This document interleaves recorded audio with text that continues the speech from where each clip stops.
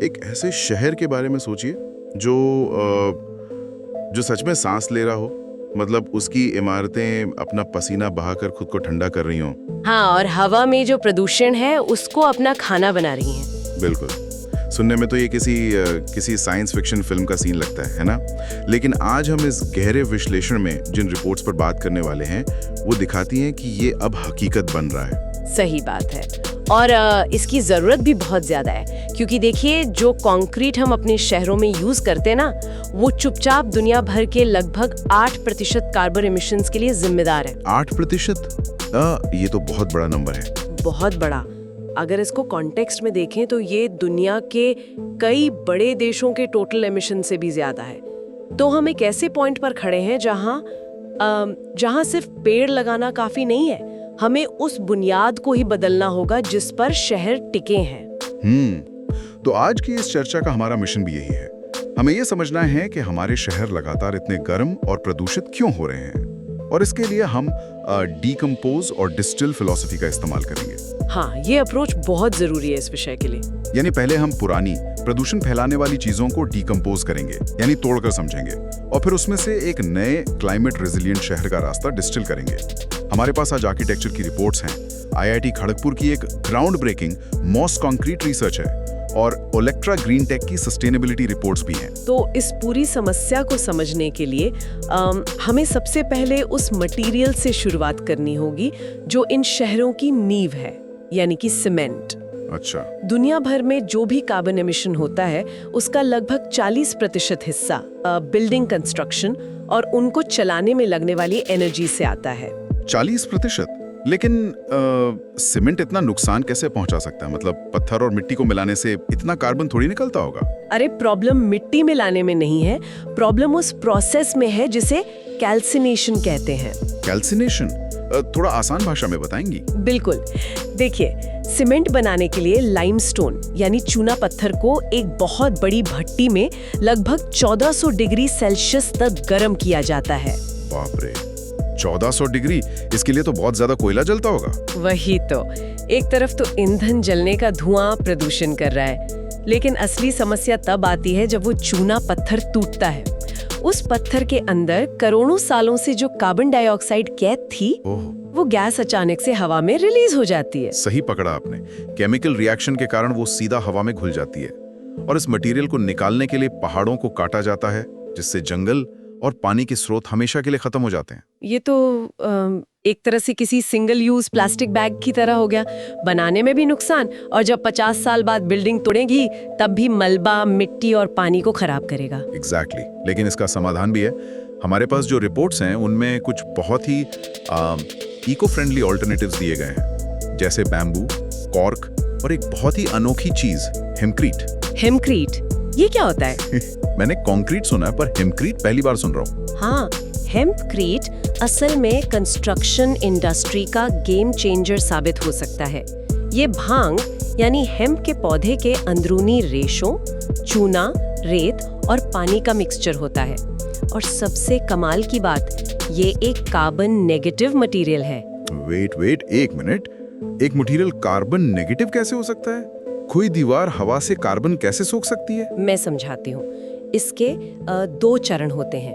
पहला, जब भांग का पौधा उगता है तो वो बहुत तेजी से बढ़ता है और एटमॉस्फेयर से हेवी अमाउंट में CO2 सोखता है।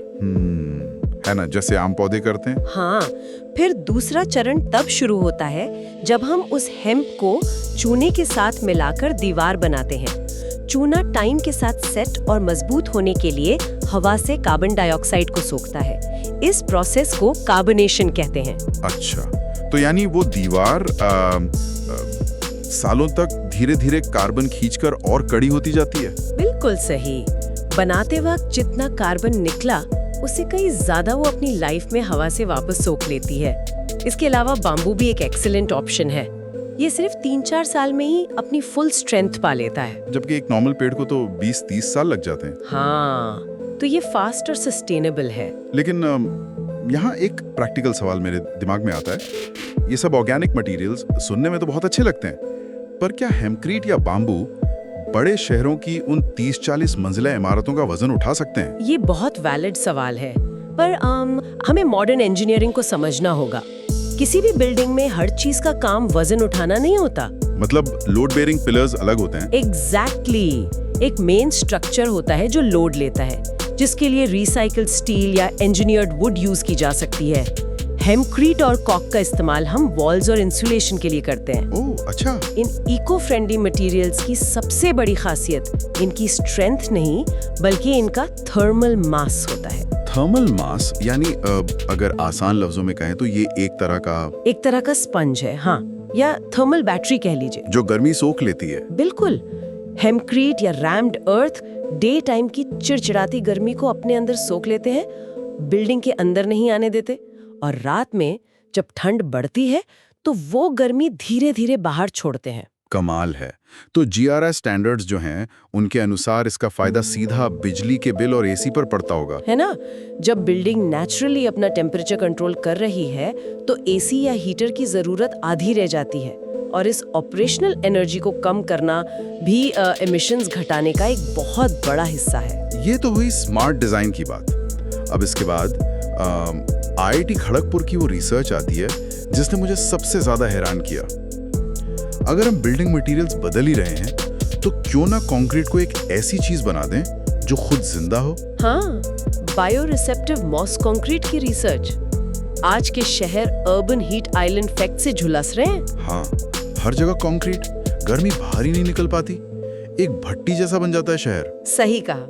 तो इस भट्टी को ठंडा करने का एक बायोलॉजिकल तरीका है ये मॉस कंक्रीट। पर एक बात बताइए, जब भी ग्रीन वॉल या इमारतों पर पौधों की बात होती है तो दिमाग में बड़े बड़े मिट्टी के गमले, इरिगेशन के पाइप्स और मेंटेनेंस आती है, पर इस रिसर्च में ऐसा कुछ नहीं है ना। वही तो इसका सबसे बड़ा मैजिक है। इन्होंने कंक्रीट के केमिस्ट्री को ही डिकम्पोज कर दिया।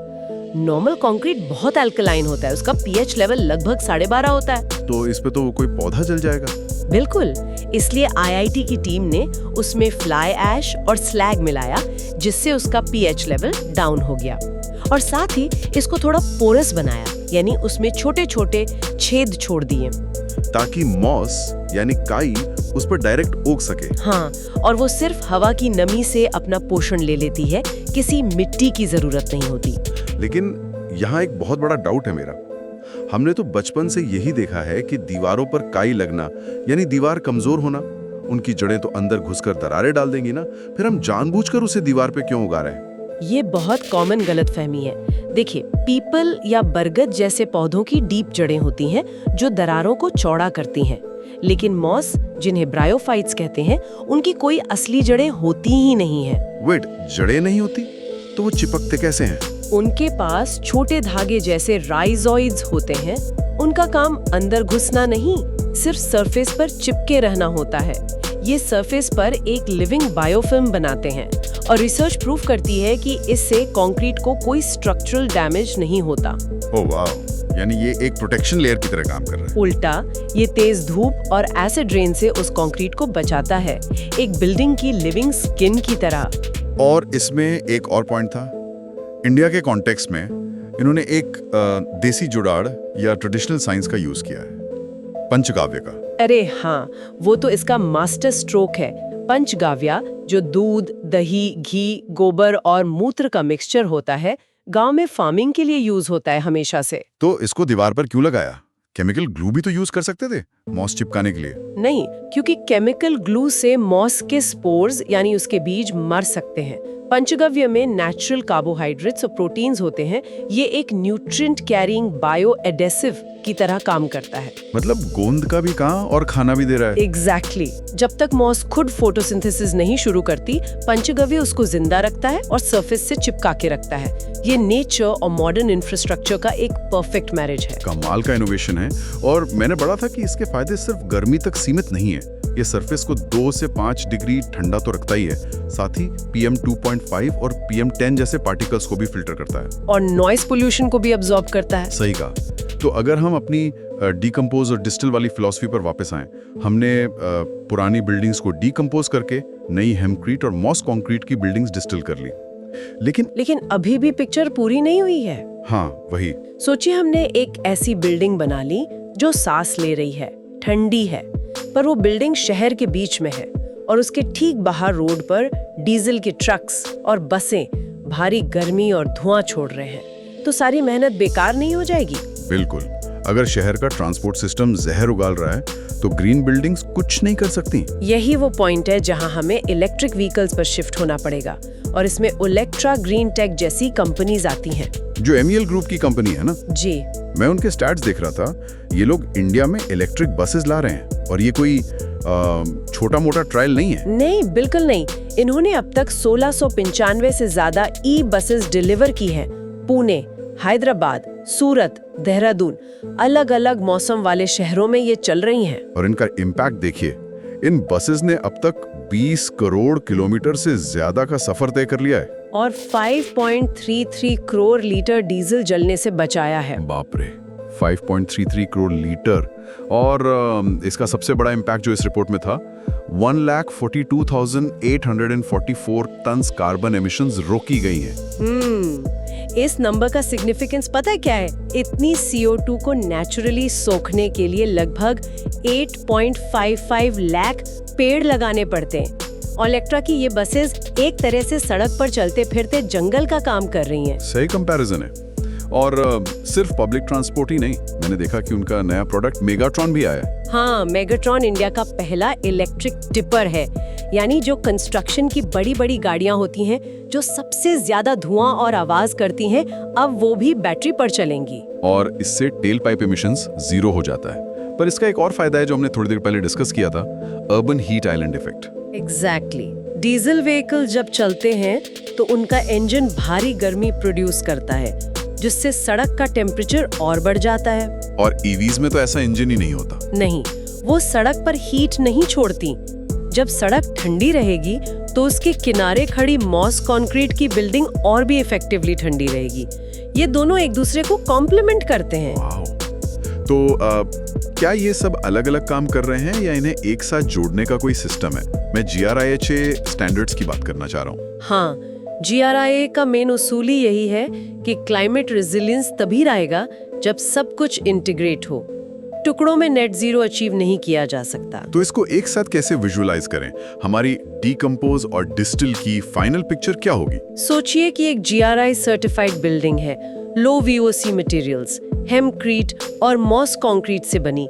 उस बिल्डिंग को इस तरह ओरिएंट किया गया है कि नेचुरल लाइट और हवा आए। पैसिव डिजाइन है ना? हाँ, फिर उस बिल्डिंग में रेन वाटर हार्वेस्टिंग हो रही है, ऑर्गेनिक वेस्ट कंपोस्ट हो रहा है, और रूफ पर सोलर पैनल्स लगे हैं। और उस सोलर पैनल से जो क्लीन एनर्जी बन रही है वो ग्रिड में जाने के साथ साथ नीचे ओलेक्ट्रा के चार्जिंग स्टेशन को पावर दे रही है। बिल्कुल। ओलेक्ट्रा ग्रीन टेक खुद रिन्यूएबल एनर्जी सॉल्यूशंस और फास्ट चार्जर्स सेटअप कर रहा है, तो उस सोलर चार्जिंग पॉइंट से आकर वो इलेक्ट्रिक बस या मेगाट्रॉन टिपर चार्ज होता है। ये एक पूरा सस्टेनेबल लूप बन गया, एक ऐसी इकोसिस्टम जो बाहर से किसी चीज को डिस्ट्रॉय किए बिना खुद को रीजनरेट कर रही है। और यही फ्यूचर है। जब हम सीमेंट और डीजल जैसे पुराने सिस्टम को डीकंपोज करके सोलर, मॉस कंक्रीट और इलेक्ट्रिक फ्लीट्स को डिस्टिल करते हैं, तभी शहर क्लाइमेट चेंज को झेलने के काबिल बनते हैं। सही बात है। आज की इस चर्चा में ये बिल्कुल क्लियर हो गया कि समस्या कहाँ है और समाधान कहाँ। हमने देखा कि सीमेंट की भट्टी वाले शहरों से निकलकर मॉस कंक्रीट और ओलेक्ट्रा की ई-बसेस का इंटीग्रेशन ही सच्चा जलवायु अनुकूल शहर बनाएगा। और ये बदलाव जल्दी करना होगा, क्योंकि साफ हवा और ठंडा एनवायरनमेंट अब सभी के लिए सर्वाइवल की जरूरत है। बिल्कुल। तो आज इस गहरे विश्लेषण को हम एक ऐसे विचार के साथ खत्म करेंगे जो शायद हमें थोड़ा और सोचने पर मजबूर करे। अगर आने वाले समय में हमारी इमारतें एक लिविंग स्किन की तरह सांस लेने लगे और हमारी गाड़ियां बिना धुएं के खुद की एनर्जी से चलने लगे, तो आने वाले कुछ दशकों में एक बड़े मॉडर्न शहर और एक जिंदा जंगल के बीच का फर्क पूरी तरह से खत्म नहीं हो जाएगा। अगर पूरा शहर ही एक बड़ा बायोलॉजिकल ऑर्गेनिज्म बन जाए तो कैसा होगा? सोचिए जरा इस बारे में। हमारी तरफ से आज के लिए बस इतना ही।